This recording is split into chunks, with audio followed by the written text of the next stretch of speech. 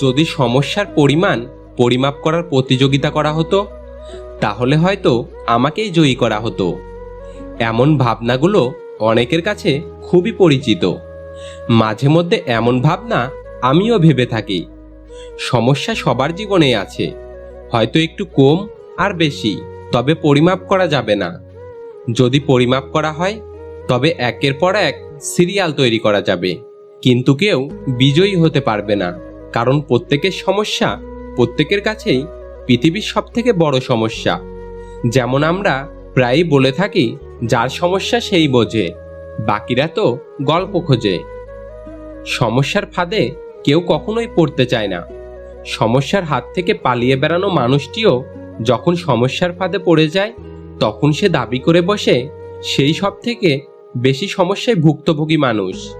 দৈনন্দিন জীবনের সমস্যাগুলো আসলেই এক আজব সমস্যা। জীবন থেকে শান্তি শব্দটা কেমন যেন বিলুপ্ত হতে চলেছে। কখনো মনে হয় টাকা দিয়ে হয়তো শান্তি কেনা যাবে, হয়তো বা ভালোবাসা দিয়ে, অথবা উপহার দিয়ে। আসলে শান্তিকে কোন জিনিস দিয়ে কেনা যায় তা বলা অসম্ভব।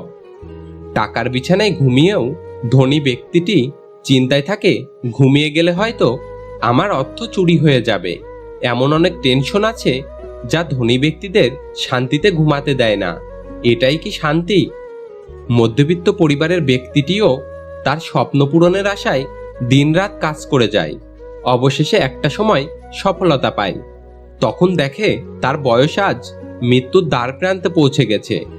তার সফলতা উপভোগ করার সময় আর নেই। এটাই কি শান্তি?